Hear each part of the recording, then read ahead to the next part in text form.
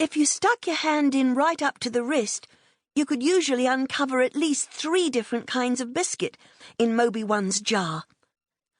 Yoshi said that the crews on the other boats always skimped on biscuits, buying the cheapest arrowroot in value packs at the supermarket.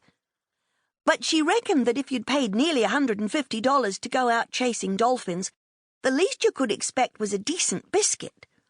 So she bought all butter Anzacs, thick, oaty, double-layered with chocolate, Scotch fingers, mince slices wrapped in foil, and very occasionally, if she could get away with it, home-baked cookies. Lance, the skipper, said she got decent biscuits because they were pretty well all she had to eat. He also said that if their boss ever caught her spending that much on biscuits, he'd squash her like a Garibaldi. I stared at the biscuits as Moby One headed out into Silver Bay, holding up the tray as Yoshi offered the passengers tea and coffee. I was hoping they wouldn't eat all the Anzacs before I had a chance to take one. I'd snuck out without breakfast, and I knew it was only when we headed into the cockpit that she'd let me dip in.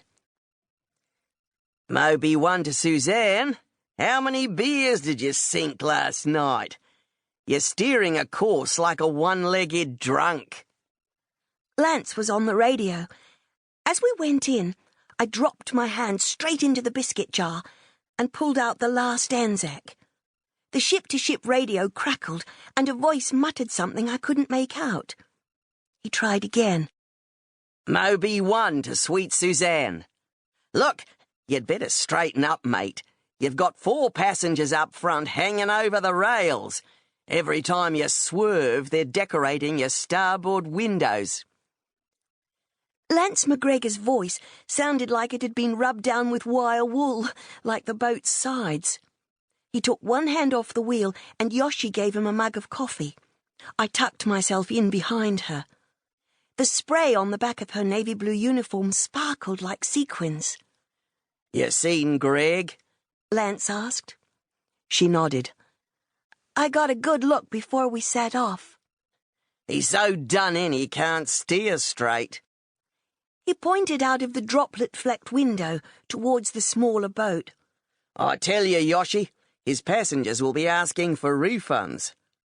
The one in the green hat hasn't lifted his head since we passed Breaknose Island. What the hell's got into him?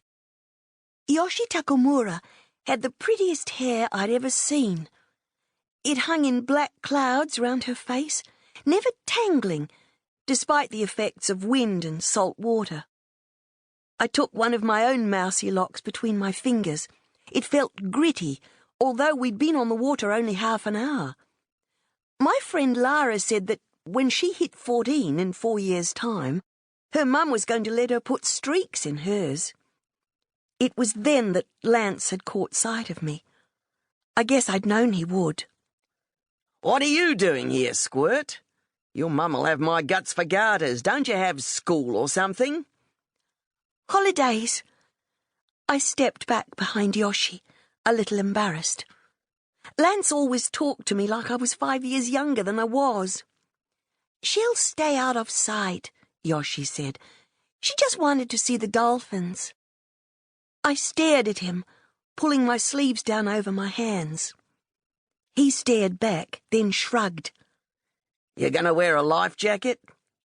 I nodded. And not get under my feet? I tilted my head, as if, my eyes said. Be nice to her, said Yoshi. She's been ill twice already. It's nerves, I said. My tummy always does it. Ah, hell. Look, just make sure your mum knows it was nothing to do with me, okay? And listen, Squirt, head for Moby 2 next time. Or even better, someone else's boat. You never saw her, said Yoshi. Anyway, Greg's steering's not the half of it. She grinned. Wait till he turns, and you see what he's done to the side of his prow. It was, Yoshi said, as we headed back out, a good day to be on the water. The sea was a little choppy, but the winds were mild, and the air so clear that you could see the white horses riding the little breakers miles into the distance. I followed her to the main restaurant deck, my legs easily absorbing the rise and fall of the catamaran beneath me, a little less self-conscious now that the skipper knew I was on board. This, she had told me, would be the busiest part of today's dolphin-watching trip, the time between setting off and our arrival at the sheltered waters round the bay, where the pods of bottlenoses tended to gather. While the passengers sat up on the top deck, enjoying the crisp May day through woolen mufflers, Yoshi, the steward, was laying out the buffet, offering drinks and, if the water was choppy, which it was most days now that winter was coming, preparing the disinfectant and bucket for seasickness. It didn't matter how many times you told them, she grumbled, glancing at the well-dressed Asians who made up most of the morning's custom. They would stay below decks, they would eat and drink too quickly, and they would go into the tiny lavatories to be sick, rather than hanging over the edge, thereby making them unusable by anyone else.